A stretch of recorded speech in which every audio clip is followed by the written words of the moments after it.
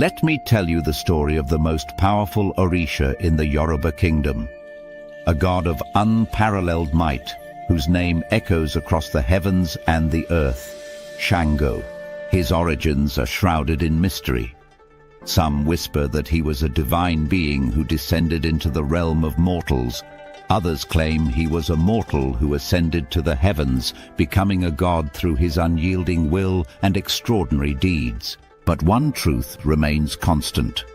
Shango is a force to be reckoned with, a god of fire, thunder, and justice, the embodiment of strength and charisma. He was once a king, ruling with wisdom and power, but his destiny stretched far beyond the mortal throne. Enemies trembled at the sound of his name, storms bowed to his will, and flames danced in his presence. Yet, like a raging storm, Shango vanished from the eyes of mortals, leaving behind tales of his greatness. Some say he watches from the shadows, protecting the Yoruba kingdom still.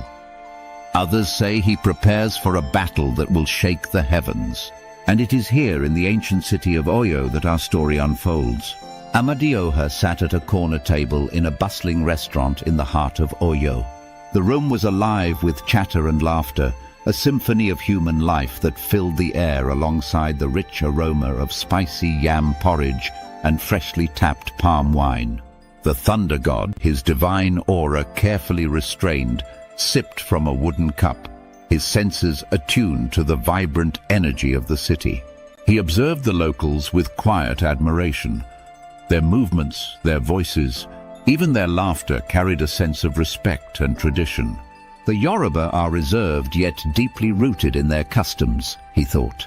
Compared to the fiery, independent spirit of his Igbo people, there was a grace to the Yoruba that intrigued him. A small smile crept onto his lips as he reflected on the Igbo. The Igbo take after my spirit, he mused. Warriors, resourceful, unyielding in their defiance. He thought of the countless stories of his people standing against subjugation, their pride as sharp as any weapon. It was a trait he shared with them, a bond that tied him to his mortal worshippers. But his thoughts were not without shadows. Orunmila's voice echoed in his mind, recounting the future of the Yoruba and Igbo. A time will come when these two great kingdoms will stand on opposite paths, one embracing the gods of another land, the other clinging to its own essence. He wondered if Orunmila had foreseen this exact moment, him sitting quietly among mortals in Oyo, preparing for a fateful encounter. "Ah, stranger!" a cheerful voice interrupted his musings. Amadioha turned to see a man with a broad grin and curious eyes approaching his table. "You look like you're not from around here." "I'm a traveler," Amadioha replied, his voice calm but carrying a hint of intrigue. "I've heard much about Oyo and its people. I wanted to see it for myself." The man, introducing himself as Ad, sat down uninvited. "Then you've come to the right place. Oyo is the heart of the Yoruba kingdom, where tradition and power thrive side by side." Amadioha leaned forward slightly, feigning curiosity. "And what makes this kingdom so special?" Ade's eyes gleamed. "It is our history, our culture, and our protector." "Have you heard of Shango?" Amadioha's face remained neutral, though his curiosity deepened. "I've heard whispers. Tell me more." Ade's tone grew reverent. "Shango was not just a king, he was a legend. They say he commanded the storms and wielded fire as a weapon. Enemies feared his very name, and his people adored him. He was the kind of leader who could make the earth tremble and the heavens roar." "And now?" Amadioha asked. "Where is he?" Ade's expression darkened for a moment before softening. "Some say he vanished, but I don't believe that. Shango doesn't abandon his people. When the storms rage and the fires burn, I know he's still watching, protecting us from the shadows." Ade's grin widened as he leaned forward, his voice dropping to a conspiratorial whisper. "Let me tell you a story, one that every child in Oyo grows up hearing. It was a time when the enemies of the Yoruba kingdom grew bold. They came from the north, fierce raiders with no gods, only steel and fire. They thought themselves unstoppable. He paused for effect, his voice lowering, but they didn't know Shango. Amadioha, intrigued, set his cup down and gestured for Ade to continue. Ade's voice grew animated. The raiders marched on Oyo, burning everything in their path. They thought our walls would crumble before their siege, that our people would bow before their swords. But then the skies darkened. Thunder rumbled louder and louder until it drowned out the sound of their war drums. Amadioha's lips curved slightly in an appreciative smile. And what did Shango do? Ade sat back, his eyes gleaming with pride. He appeared atop the walls, his double-headed axe in hand. He didn't wear armor, he didn't need it. His body was a fortress, his power unmatched. They say he raised his axe to the sky, and in that moment the heavens obeyed. Lightning struck their siege engines, setting them ablaze. Fire rained from the sky, consuming their ranks. Ade leaned closer, his voice dropping to an almost reverent hush. But the greatest part of the story, the enemy commander, a giant of a man, challenged Shango. He called him a coward who hid behind storms. "Shango!" He laughed, a deep, booming laugh that made the very ground shake. He leapt from the walls, landing in the midst of their army. With every swing of his axe, lightning followed, striking down men and melting steel. Amadioha's expression remained calm, but his mind reeled at the imagery. "And the commander?" he asked, though he already anticipated the answer. Ade's grin turned feral. Shango dragged him to the center of the battlefield. He raised his axe high, and a bolt of lightning struck, splitting the earth beneath their feet. The commander fell, swallowed by the storm and flames. The rest of the army scattered, terrified. And Shango stood there, unscathed, a living god in the eyes of all who saw him. Amadioha couldn't suppress a chuckle. "A bit dramatic, don't you think?" Ade shrugged, unbothered. "Perhaps. But dramatic or not, Shango's power is real. Even now we believe he protects us. When storms rage and fires burn, we know he's still out there." Ade, eager to share more of Yoruba culture, insisted on taking Amadioha to a local festival.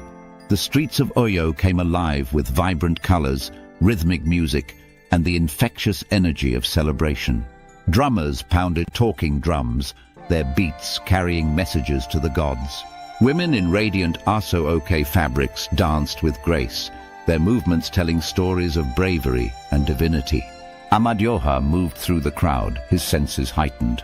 The festival was more than a celebration. It was a tapestry of the Yoruba spirit.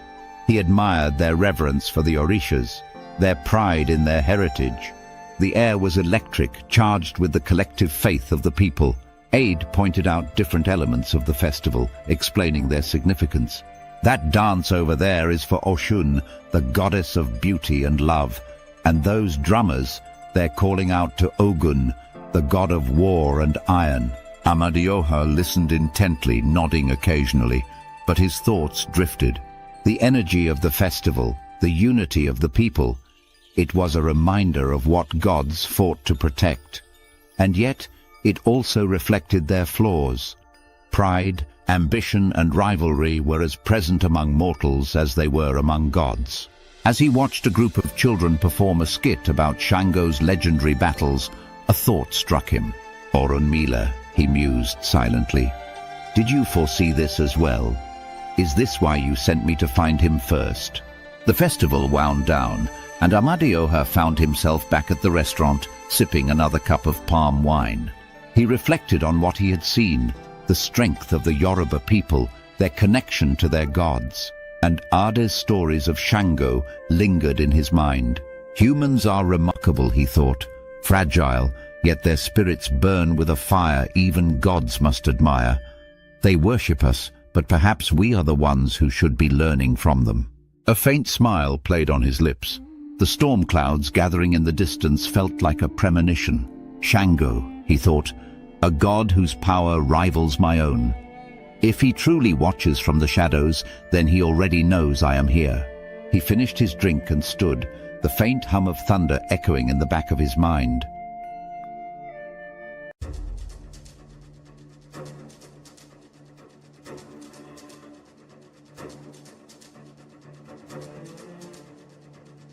deep in the heart of Alkebulan's divine realm, lay the headquarters of the Jabari, a sacred order of scouts tasked with guarding the balance between the mortal and divine. This was a place of power and vigilance, where the watchers of the gods gathered to monitor disturbances across realms. Carved from obsidian and gold, the headquarters glowed faintly in the eternal twilight, its walls inscribed with tales of victories and warnings from the past. The Jabari had been created by the Divine Council of Alkebulan to serve as the first line of defense against any threat to the realms, and their loyalty to this duty was unparalleled. On this day, the air within the hall buzzed with tension. Captain Nkosana, a tall, broad-shouldered figure whose crimson cloak billowed as he moved, stood at the center of the hall. His piercing eyes scanned the room, their sharpness enough to quiet the low murmur of scouts gathered around him. He raised his voice, and the hall fell silent. "Jabari, listen closely. News has come from the southern territories. 2 regional spirits have fallen. Their domains lie in ruin, their power silenced." Gasps and murmurs rippled through the ranks of the scouts. Whispers of disbelief and unease echoed across the room. A scout stepped forward, his voice laced with worry. "Fallen? But how? The spirits are bound to their domains. For 2 to fall is unheard of." Captain Nkosana's jaw tightened as he responded. "That is why we must investigate. A squad has already been dispatched to assess the situation, but I fear there is more at play here than simple misfortune." Another scout, a wiry young man, raised his voice. "And what of the rumors, Captain? The whispers of creatures, unnatural ones?"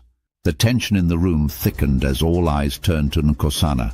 The captain's jaw tightened further, and his voice dropped, firm yet measured. "Rumors, yes, but we do not act on whispers. We act on evidence. I have selected a team to uncover the truth. To those chosen, prepare yourselves." The scouts stood at attention, a mix of nervous anticipation and determination etched into their faces. Nkosana stepped forward, motioning to a group of scouts standing in formation. Among them was Tala, a sharp-eyed veteran whose scarred face bore the marks of many battles, and Ikon, a younger scout, whose instincts and curiosity often made him stand out.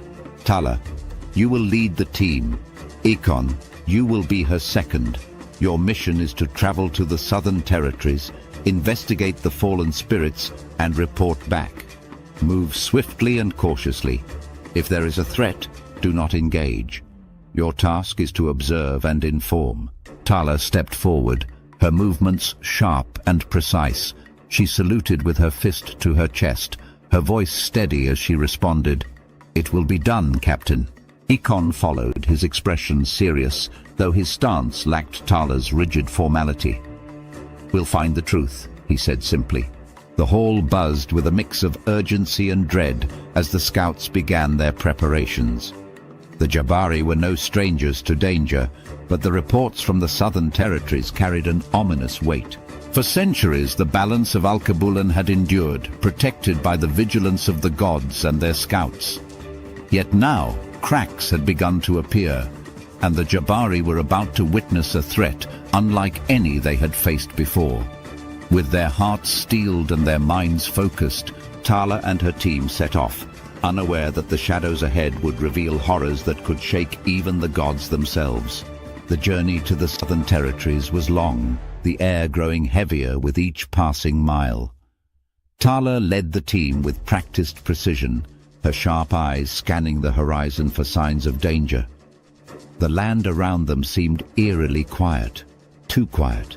The once vibrant forests were now darkened, the trees twisted as if recoiling from some unseen force. The silence was broken only by the occasional crackle of distant thunder, though no storm clouds loomed above.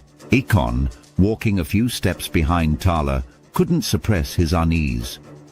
"This doesn't feel right," he muttered, his voice barely audible. Tala, without turning, replied, "It's not supposed to. Keep your guard up." As they approached the region tied to the fallen spirits, the scene grew more unsettling. The once lush terrain was now desolate, ash and soot blanketing the ground. The air reeked of burnt wood and something far more sinister, an acrid metallic scent that made the scouts instinctively reach for their weapons. Then, in the distance, they saw it, a figure locked in battle. The god of the southern mountain, a towering being wreathed in green light, was fighting for his life. His weapon, a massive stone hammer, swung with earth-shaking force, striking at three monstrous forms that surrounded him. But the creatures were relentless. Their smoke-like bodies twisted and coiled, making them impossible to strike directly. Their glowing red eyes and bull-like horns gleamed menacingly, and their scorpion tails lashed out with terrifying precision. The Jabari froze, hidden in the shadows as they watched the battle unfold. Tala raised her hand, signaling for silence. Ekon, wide-eyed, whispered, "What are those things?" Tala shook her head, her voice barely audible. "Something we're not ready to face." The god roared, his voice echoing like a landslide. But it was clear he was losing. The creatures moved with an unnatural coordination, their smoky forms encircling him like a trap. One struck his leg, and he stumbled. Another lashed at his back, and the third delivered a devastating blow to his chest. The god fell to his knees, his green light flickering weakly. Then the cube appeared. It floated between the monsters, a dark, pulsating object that seemed to suck the very light from the air around it. Its surface was smooth, yet rippling, as if alive. The Jabari watched in horror as the cube moved toward the fallen god. The monsters pressed their claws into his chest, holding him in place as the cube began to glow. The cube was no ordinary weapon. It was a fragment of the Orb of Anti-Creation, the dark twin of the Orb of Creation. The Orb of Creation, forged by the creator gods themselves, was a tool of infinite power, used to bring life and balance to the universe. It also served as a vessel to contain the excess power of the creator gods, for their might was too great to be wielded unchecked. But the Orb of Anti-Creation was its opposite, a weapon of destruction, forged in secrecy and stolen from the creator gods. When the three fragments of the Orb of Anti-Creation are united, they unleash a darkness capable of unmaking even the divine. The Jabari watched in stunned silence as the cube's dark energy flowed into the god. His green light dimmed, fading into a sickly grey. The creatures didn't kill him. They didn't need to. His power was gone, drained into the cube, leaving him a husk of his former self. Akon clenched his fists, his voice trembling. "We can't just stand here." Tala grabbed his arm, her eyes fierce. "We have our orders. This isn't a fight we can win." The monsters, their task complete, sank into the ground, their smoky forms vanishing as if they had never existed. The cube disappeared with them, leaving behind only the lifeless grey husk of the once mighty god. The Jabari team remained hidden for several minutes, the weight of what they had witnessed sinking in. Finally, Tala motioned for them to move. "We need to report this, now." The journey back to the headquarters was silent, the scouts too shaken to speak. When they arrived, Tala wasted no time delivering her report to Captain Nkosana. Her voice was steady, but the urgency in her tone was unmistakable. She described the creatures, the cube, and the fall of the god in meticulous detail. Nkosana listened intently, his expression darkening with every word. When she finished, he stood and addressed the hall. "This cannot wait. Assemble the High Jabari. We must take this to the Divine Council of Al-Kabulan." The room buzzed with activity as orders were given and preparations made. The Jabari had witnessed the impossible, a power capable of stealing divinity itself. And though they did not know it, their report would set into motion events that would forever alter the balance of the realms. The High Jabari moved with precision and urgency, their crimson cloaks flowing as they ascended the golden staircase to the upper sanctum of the headquarters.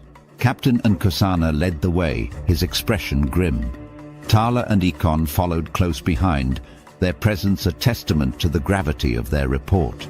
The sanctum, a circular chamber illuminated by ethereal light, held an air of both reverence and dread. Here, decisions were made that shaped the fate of realms. Nkosana stood at the center, his voice echoing across the room. Jabari, we have witnessed something unprecedented. Creatures of smoke and shadow attacked a god of the southern mountain. They did not kill him, but stripped him of his power using a device, a cube unlike anything we've seen. This cube, as my scouts have reported, emanates a power too dark to be natural. The High Jabari exchanged uneasy glances, their murmurs filling the room like distant thunder. One elder stepped forward, his voice measured but heavy with concern. A cube, you say? Describe it. Tala, her voice steady, answered. It was dark and pulsating, oozing with power. Its very presence seemed to drain the light around it. It wasn't just a weapon. It felt alive, Ekon added, his voice less certain but no less earnest. The creatures. They weren't ordinary either. Smoke-like, with red eyes, bull horns and scorpion tails. They were created to do this, to steal. Another elder, a stoic figure with an air of authority, spoke up.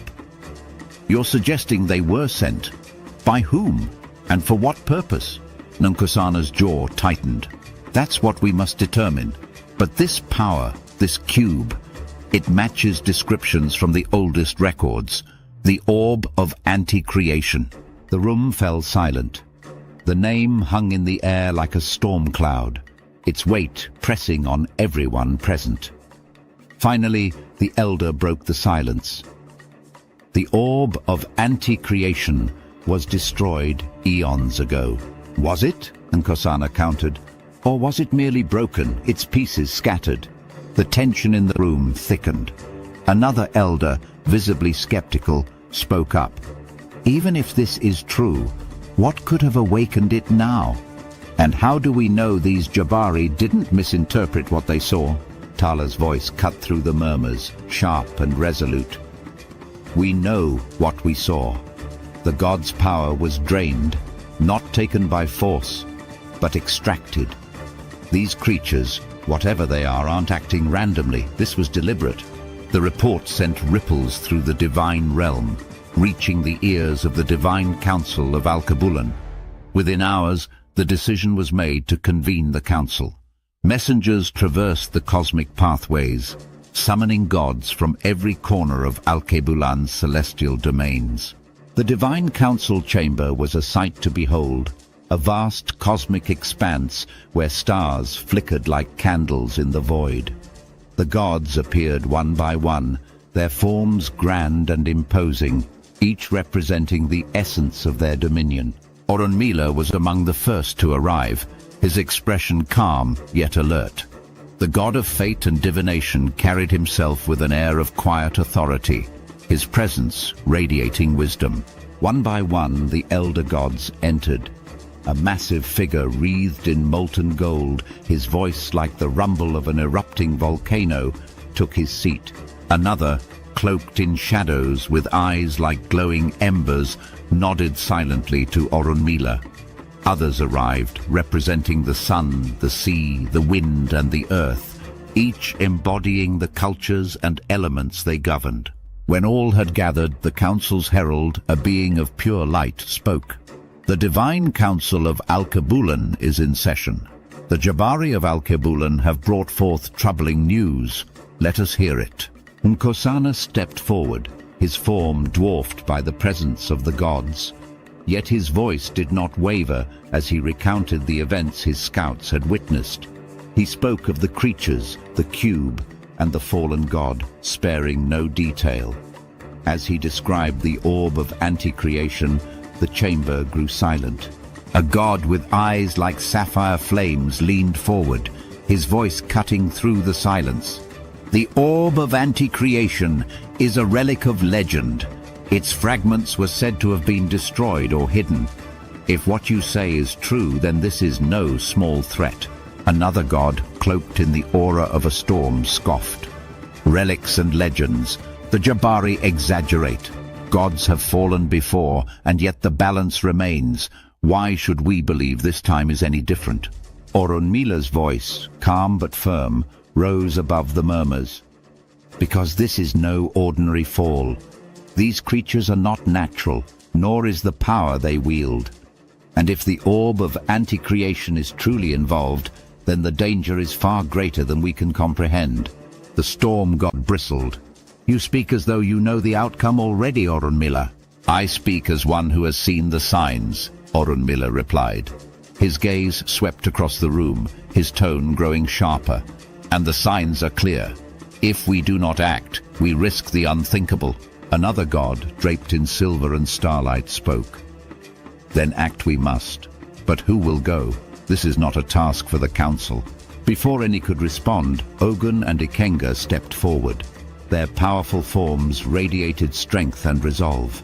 We will go, Ogun said, his voice steady and commanding. If these creatures threaten the balance, it is our duty to stop them. Ikenga nodded in agreement. Let us investigate. We will uncover the truth and bring it to the council. The storm god, still unconvinced, waved a dismissive hand. Then go, but do not expect legends to save you. As the meeting concluded, Orunmila lingered, his thoughts heavy. The council had reached a decision, but fear and arrogance still clouded their judgment. He turned to the stars, murmuring softly, "Unity is our only hope, if only they could see it." And so the divine council of Alkebulan made its choice, sending Ogun and Ikenga to face an unknown threat. But even as decisions were made, shadows lingered. In the far corners of the cosmos, the forgotten child stirred, his destiny drawing ever closer. The council chamber was steeped in tension as Nkosana completed his report. The gods murmured amongst themselves, their voices rising and falling like waves crashing against the shores of uncertainty. Orunmila remained silent for a moment, his gaze fixed on the celestial floor beneath him.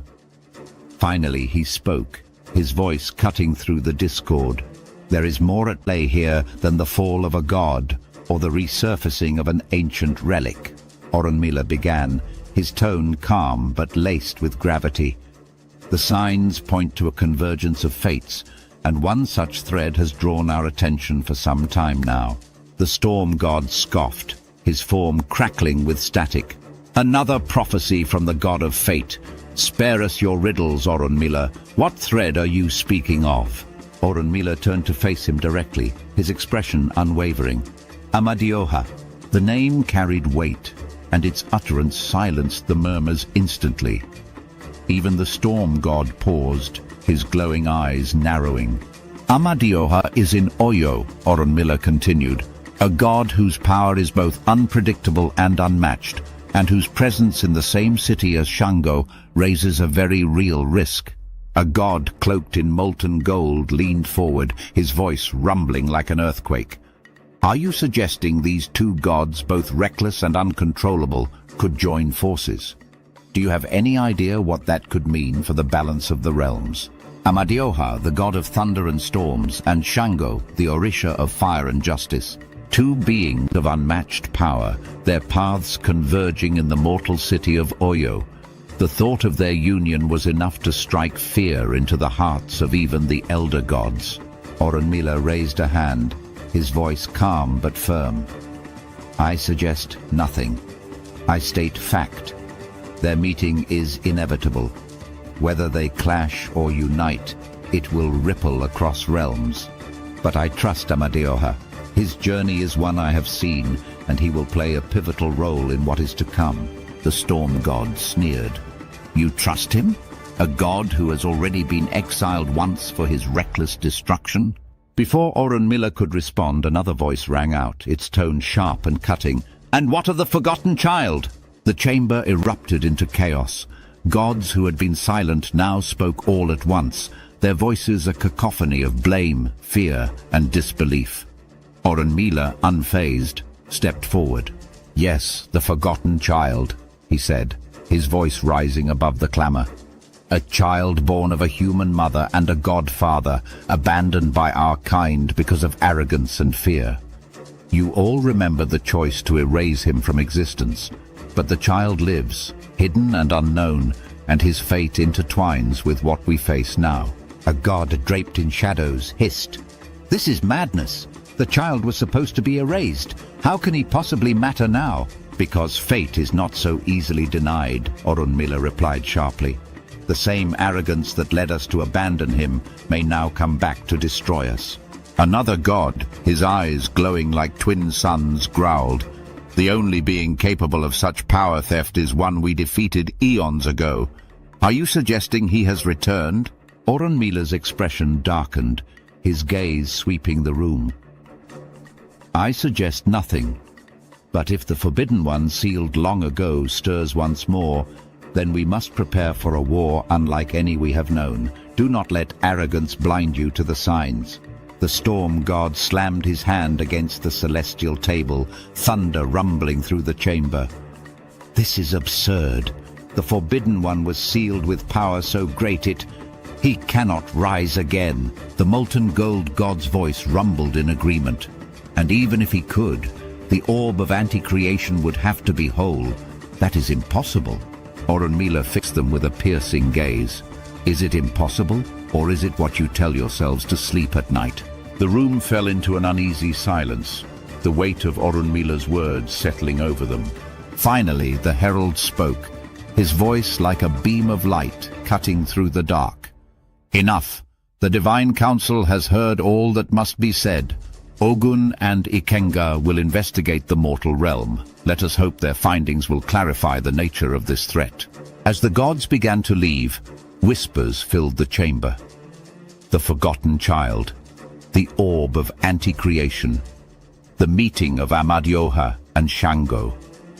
The threads of fate were tightening, and the gods, despite their arrogance, could feel the noose. Orunmila lingered, his gaze turning to the stars that flickered faintly above the cosmic expanse. "Unity," he murmured to himself. "Unity is our only hope."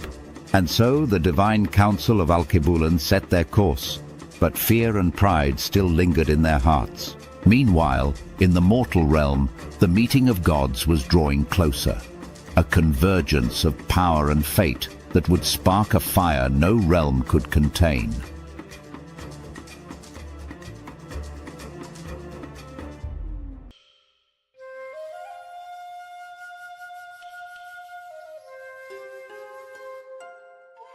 Long before the stars dimmed and the gods waged war, there was a civilization that thrived on a planet now forgotten by time. The Ngulumbo people, half man, half bull, were a proud and ancient race.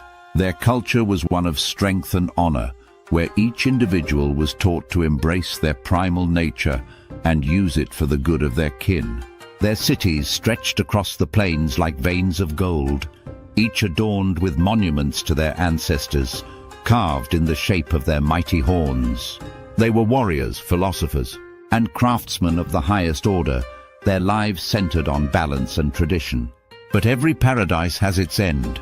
The Ngulumbo's downfall came not from within, but from a battle between gods. It was here that the Forbidden One, the being who sought to unravel the cosmos, clashed with the divine. Their conflict shattered mountains and boiled seas, leaving the once thriving Ngulumbo Empire in ruins. 90% of their kind perished, their great cities reduced to ashes. The few that survived retreated into the shadows, their minds and spirits fractured. These remnants fell under the sway of a being who arrived centuries later, a master of deception and manipulation. Known only as the Trickster, he came not to rebuild, but to search for the fragments of the Orb of Anti-Creation, lost on this desolate world after the Forbidden One's defeat. To secure their loyalty, he offered the Ngulumbo purpose, vengeance against the gods who had abandoned them. And thus, the proud people of Ngulumbo became pawns in a game far beyond their understanding. The planet, now lifeless and foreboding, bore the scars of that ancient battle. Craters as deep as canyons marred its surface, and the air shimmered faintly with remnants of divine energy. Shadows moved in the ruins, horned figures with glowing red eyes, ever watchful and obedient to their master's will.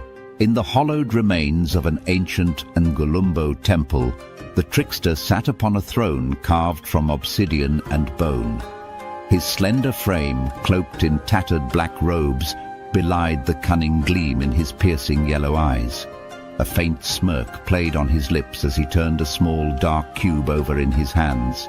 The artifact pulsed faintly, oozing tendrils of shadowy energy.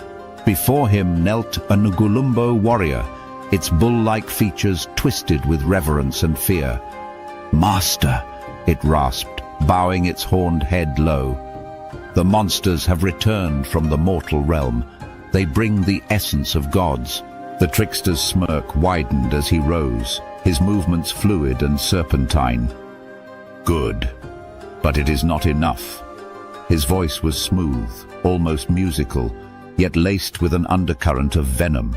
"We have stolen power from the gods, yes, but until we complete the Orb of Anti-Creation, we are playing with fragments of potential."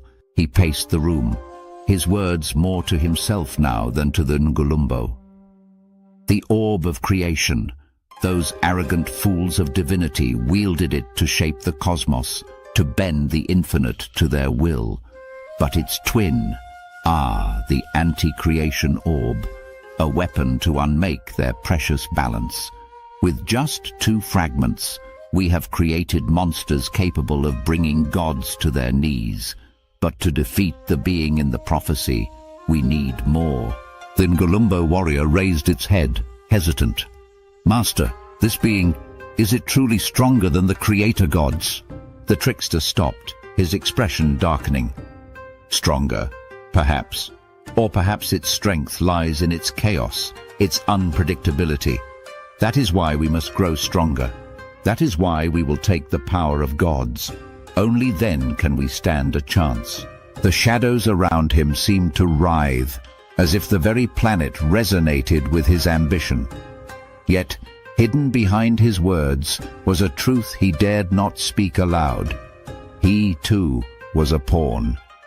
Something whispered in his ear, a voice ancient and commanding, driving him to seek the orb's completion. And though he would never admit it, even the trickster felt fear. Outside the temple, in the ruins of an old amphitheater, the boy trained. His sweat-soaked form moved with precision as he executed a series of complex martial stances. His fists struck the air with enough force to create small shockwaves, his every movement a blend of grace and raw power. The trickster watched from the shadows, his lips curling into a smile. "Good," he murmured to himself. "He learns quickly." He stepped forward, his voice cutting through the stillness. "Do you know why you're here, boy?" The boy paused, his chest heaving. His dark eyes, filled with determination, met the trickster's. "To become stronger." The trickster chuckled, a low, mocking sound. "Yes, but why do you need strength? Why did I bring you here?" The boy hesitated. He had asked himself that question countless times, but had no answer. The trickster stepped closer, his tone softening, almost fatherly. "Because the gods fear you. They always have. Even before you were born, they sought to erase your existence." The boy's brow furrowed. "Why?" "Because of your lineage," the trickster said, his voice dropping to a whisper. "You are the grandson of one of the most powerful gods to ever exist. Your father, the god of peace, inherited that power, but the gods in their arrogance feared what he and your mother would create, and so they destroyed them." The boy's fists clenched, his breathing heavy. "They killed my parents just because of that?" The trickster nodded, his eyes gleaming with satisfaction. "And the one most responsible? The god of thunder himself, Amadioha." The boy's fists tightened until his knuckles turned white. His breath came in sharp bursts as the trickster's words settled into his mind like a poison. The name Amadioha echoed in his thoughts, bringing with it a storm of emotions he couldn't fully comprehend. Anger, confusion, and a faint, inexplicable ache in his chest. The trickster, ever the manipulator, stepped closer, his tone now soft and coaxing. Your father, Udo, was a god of peace, a being who embodied harmony in a way the others envied. He sought balance, not domination. But the gods saw his love for a mortal woman as an abomination, a threat to their supremacy.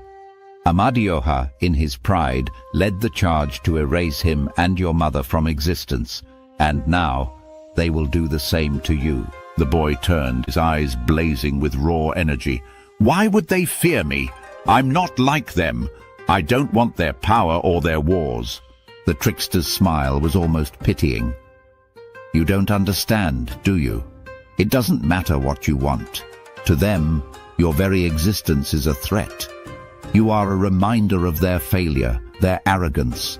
That is why I kept the truth from you until now, why I waited until you were ready to hear it. The boy's voice wavered, the anger in it tempered by doubt. And what do you want from me?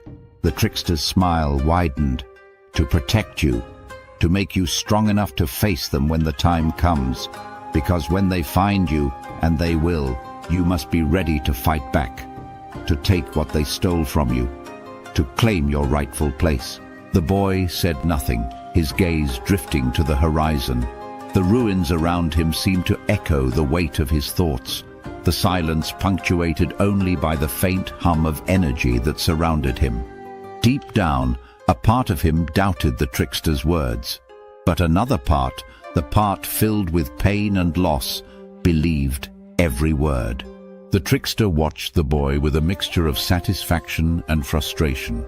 For all his strength and potential, the boy still lacked the one thing the trickster truly needed, the full manifestation of his divine power. It was why he had orchestrated the attack by the Ngulumbo, why he had withheld the truth for so long. The boy's power was the key to completing his grand plan, and when the time was right, the trickster would claim it for himself. As the boy resumed his training, the trickster's mind drifted to the past, to the moment Amadioha had humiliated him in front of the Divine Council. The memory burned like an old wound, and he clenched his fists, his nails digging into his palms. Amadioha, he whispered, the name a curse. You took everything from me, but through him, I will take it all back. As night fell on the forgotten planet, the trickster summoned the boy to the amphitheater. The stars above seemed dimmer than usual, their light swallowed by the oppressive darkness that hung over the land. The trickster stood in the center of the ruins, a faint glow emanating from the dark cube in his hands. Do you believe in fate? He asked, his voice cutting through the stillness. The boy approached cautiously, his brow furrowed. I don't know. The trickster chuckled, shaking his head. Fate is a funny thing. It binds us all, even the gods, yet it is as elusive as smoke. There is a prophecy, you see, one that speaks of a being so powerful it could rival the creator gods themselves, a being destined to rise in the time of greatest chaos.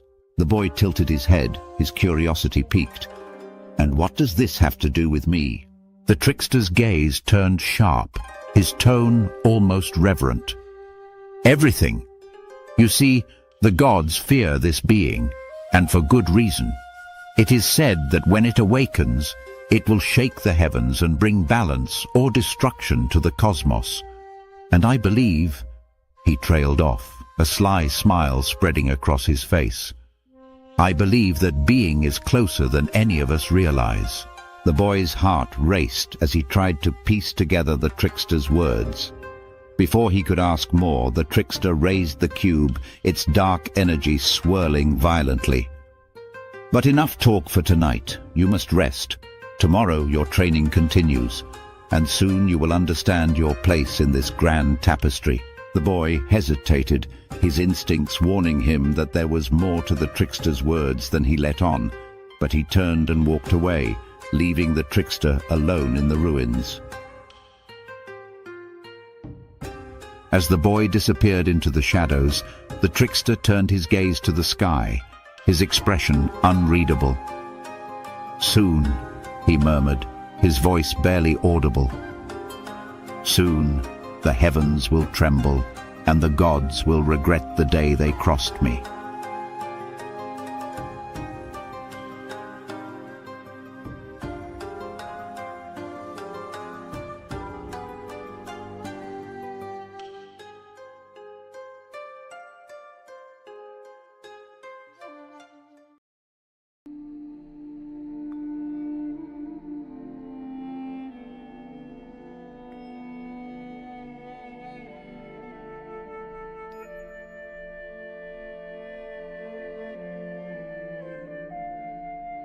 Let me tell you the story of the most powerful Orisha in the Yoruba kingdom, a god of unparalleled might, whose name echoes across the heavens and the earth, Shango.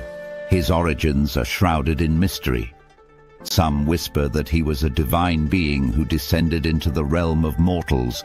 Others claim he was a mortal